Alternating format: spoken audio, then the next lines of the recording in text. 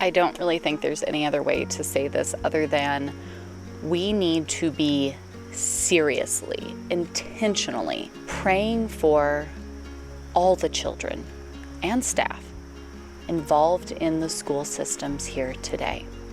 As everyone is back to school and all this is going on, already we're seeing tragic events happening, but I think that the worst part of it all is that we know that the latest tragic event isn't going to be the last tragic event. And so if you have children, you know children, you just care for the life of children in any way, shape, or form, then this video is going to be incredibly important for all of us. So I know this video is going to be a really big one, a really heavy one, but again, I think truly a very, very important one. This topic is something that we're seeing all over the place, and we're going to run through some statistics and just the reality of it all. But I think that there's more to this, that especially as parents, we don't have to just throw up our hands and be like, well, it is what it is. I have no options. And that's what I'm really hoping you will see by the end of this. Every single one of us, though, regardless of whether or not you have children, maybe your children are already grown, right? Whatever the case may be. Do you have grandchildren in school, right? Is there a neighbor, right? Just caring for these children, even if you have no kids, you never intend to have kids, you know no one with kids, you've never been a kid, right? Like whatever the case may be, this issue is only getting louder and stronger each and every year. And I think that because it's been happening so much for so long, we've really almost started to become desensitized to it. And so that's why I want to sit here and we're going to plow through some of these stats, because I know I was surprised when I saw them. I know that I'm becoming desensitized to this because we hear it all the time, and then it's just a matter of time until the next one, and it just kind of keeps going and keeps going. I pulled my children out of the government school system a very long time ago. I don't even know how long it's been, 15 years ago, because I was unhappy with how bad it was then, and it is only increased by an insane amount over the past 15 or so years. And so I want to just look at some school violence and safety statistics just to put that out there in the forefront so we are all on the same page of how dire the situation is. Now, some of these stats are kind of difficult to stomach, but I think we should read them out and we should be aware of just how bad it's gotten. There have been 314 school shooting incidents recorded in kindergarten through 12th grade schools in 2024. 314. 223 had the highest number on record at 349. The highest number of annual school shootings over the past 6 decades came in 2021 to 2024. So in the past 6 decades, the highest numbers were 2021 to 2024. And obviously we don't have this year's data, but if the trends are going to show us anything, it's that we should be alarmed. 229 school shootings with injuries or deaths have occurred since 2018. 229 of those shootings have resulted with injuries or deaths since 2018. There's been a 715% increase in the number of people wounded and killed in school shootings between 2004 and 2024. So 20-year period, right? 2004 to 2024, a 715% increase. And that's just not in them happening. That's in number of people wounded and killed. We've gone up 715% in schools. We're not talking the general populace.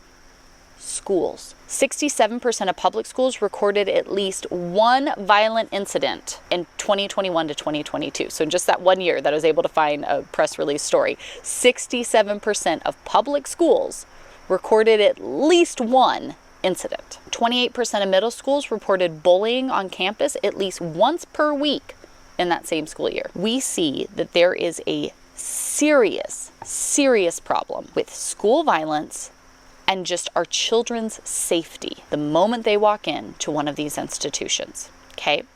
There's no arguing that. No way. But what about their mental health? I cannot imagine, and this is part of that prayer. One, we pray for the safety all children in all schools and for the staff there involved as well. Number one, we pray for their safety, and we pray constantly. Number two, I think we pray for the mental health of these children involved. Not only is it terrifying to go through such a horrific event that you will be scarred from for the rest of your lives, these young children dealing with such things in their formative years, but I cannot imagine the mental toll that it takes just being at one of these facilities every single day, not knowing if your school could be the next school. I cannot imagine what our kids are going through when it comes to that. Nearly 1 in 3 kids aged 12 to 17 had a mental, emotional, developmental, or behavioral problem, and that's from 2022 to 2023. So that's probably most likely gone up. But for every 3 kids, and this is ages 12 to 17, 1 in 3, they're struggling. They're struggling big time. And that's just set, diagnose, mental, emotional, developmental, or behavioral. 2 in 5, which is 40% of high schoolers, report persistent feelings of sadness or hopelessness. So high school, where you're supposed to be at like the apex of life, right? You're getting older, you're starting to do fun things, you're getting more independent, you're putting this all together, you're, the fittest you'll ever be, you're the freest you'll ever be, you're maybe starting to work, but you're not tied down by adult life, right? High school that used to be this like glamorized time of life has now become 2 in 5 saying they have persistent feelings of sadness or hopelessness. We see that rates are even higher. If we're talking about for girls, they're at 53% instead of the status quo 40%, and even higher for LGBTQ youth. They're up at 65%. To be following the things they're following and still saying that they feel a persistent sadness or hopelessness. Nearly 20% of children and young people ages 3 through 17 in the United States have a mental, emotional, developmental, or behavioral disorder. So if we take children and young, just 3 through 17, right, our youth, nearly 20% of all of them have mental, emotional, developmental, or behavioral disorders. We see that suicidal behaviors among high school students has increased more than 40% in the decade before 2019. Suicide in children is drastically on the rise. With the school mental health services that they have, just over half, 53% of public schools reported a rise in the share of students seeking school-based mental health services compared to the previous year. Only 52% of public schools said that they are effective in providing mental health services to all students in need. Half of them don't even have what they need. And 52% of schools struggled to address this growing concern. Who's helping our kids? Where are they even getting the help? We can get into bullying, right? That's massive. About 1 in 5 high school students reported being bullied on school property in the past year. 1 in 5. And that's who admitted, right? Reported it. More than 1 in 6 high school students reported being bullied electronically. About 19.2% of students ages 12 through 18 enrolled in grades 6 through 12. They experienced bullying nationwide during the 2021-2022 school year. The prevalence of bullying is higher in middle school than in high school. So in middle school, they're seeing stats of 26.3%, high school 15.7% still. And again, these are reported bullying. We see that bullying is higher among female students. Female students are more likely than male students to experience bullying, both on school property and electronically. It just keeps going on and on. Students report the most significant negative effects on their feelings about themselves, their schoolwork, relationships with family and friends, and physical health. We see that LGBTQ plus youth were 3 times more likely than non-LGBTQ plus youth to say that their mental health was not good over the past 30 days. When we look at our children, there should be alarm bells going off for every single one of us. The children are our future. So whether you have children, your children are grown, you have grandchildren, you've never had kids, you are one of these kids yourself. The children of any society are the future of that society. And look how we treat our children today. We ship them off to these government institutions to be trained up by the government systems the majority of their lives. that has failed in epic proportions. The norm of how we do school is really new in the history of education. How we do school today was in response to needing to create factory workers at the Industrial Revolution. Okay, so just know that normal school as we know it is not so normal in the timeline of education, and it is failing epically. We've created these government systems that we've thrust our children into from very young ages. We are seeing that it is failing them academically. When you look at the statistics of American children to other countries, you would be amazed at how not great they're doing. And I'm not even talking about comparing just our test scores. We know that it is epically failing, considering we interact with these young adults that have come out of this system. And I think most of us would agree. We could list a lot of not great experiences where you have been at a store or something, and had to interact and do something, and you're like, are you kidding me? How do you not know these things, right? Like hashtag adult life, you look at all these things that kids just don't know anymore. I'm looking at my son who just enrolled in college. He was nervous because he was the homeschool kid going in. So he's thinking he's going to be, odd man out. The standards for college are so much lower than they used to be. I've been pretty stunned at, I'm like, that's it? That's all and most of the students aren't even doing that much. It baffles me. So we've dropped our standards hardcore. Our kids aren't safe there. They're not safe because of their own peers. They're not safe because of outside threat. They're not safe when they go home and get online. They're not safe. And then there is the even deeper, heart-rooted aspect to it all, that we have been for so long now turning our children over to an institution that will not, because it cannot, train them up in the ways of the Lord. And then we're wondering why we have such a godless, lost, and hopeless, and angry world of youth that have traded truth for a lie, have been sold into a system that has just continued to break that down and tear that apart. And now they're lost, they're sad, they're anxious, they're overwhelmed, and ill-equipped to handle any of it. And unfortunately, this is why we talk about all the things we talk about around here, because the family unit has been so broken down, it just leads to moral decay in every way you could possibly think of. Our children today are hurting, and they're hurting worse than they ever have. I think that the church of today has such a mission field in pouring into these children, pouring into these young adults, pouring into all of these who have believed the nonsense that they've been indoctrinated with by these governmental school systems.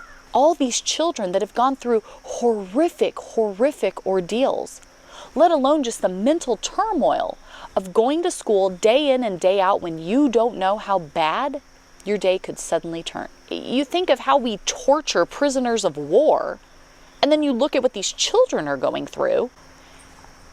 And honestly, I think there's far more similarities than there are differences. And so when we look at this is where I say that every single one of us, I don't care how old you are, I don't care where you live, I don't care if you have kids, you don't have kids, they're grown, whatever your case may be, you and I need to be on our knees praying for these children. Because who's actually looking out for them? Who's actually doing something about this?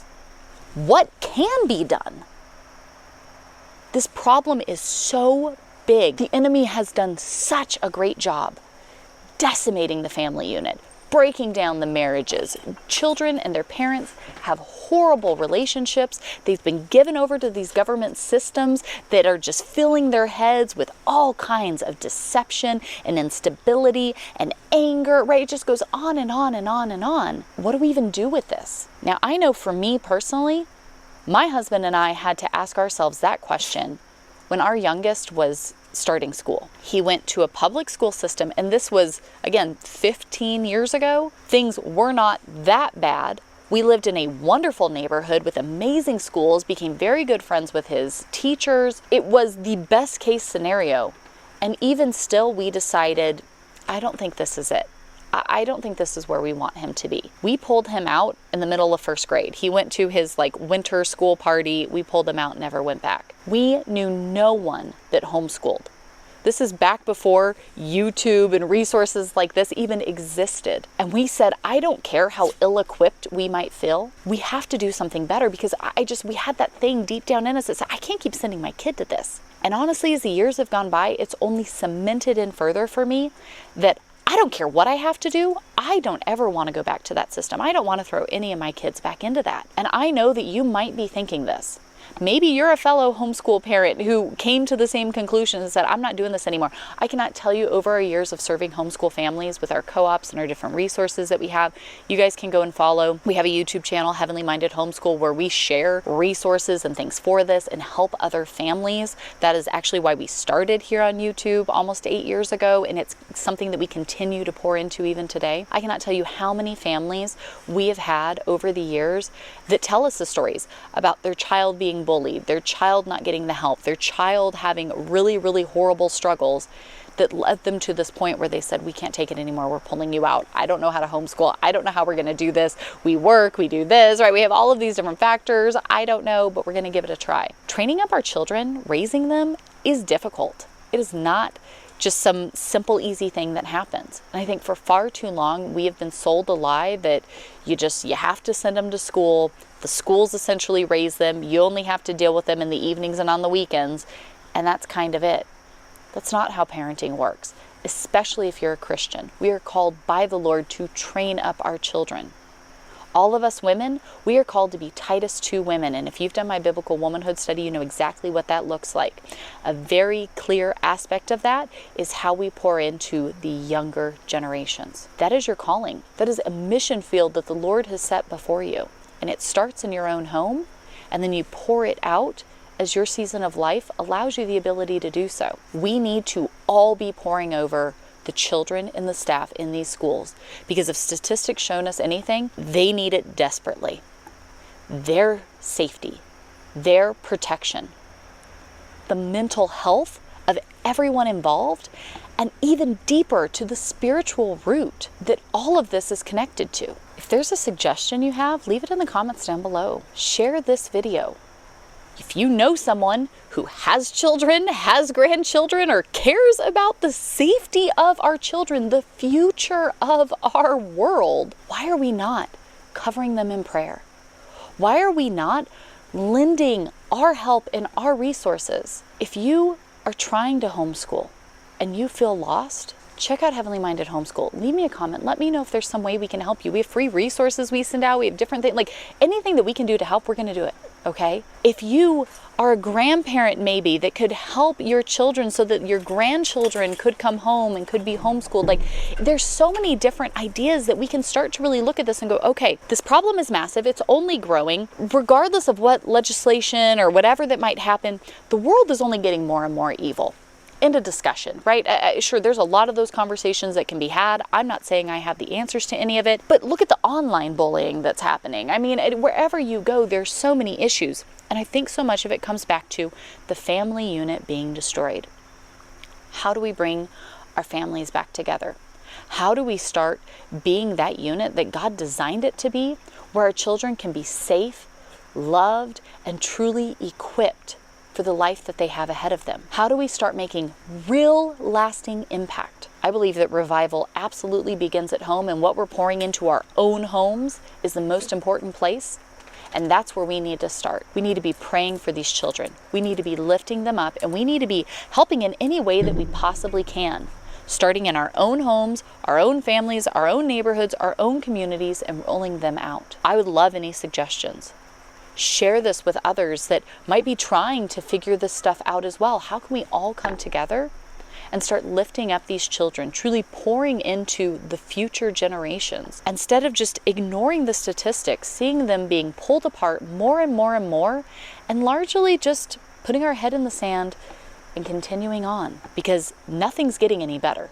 That's for sure. In fact, it's getting worse at a rapid pace that I don't think many of us realize, because we're becoming desensitized to it, which is a tragic thing in itself to realize. 715% increase.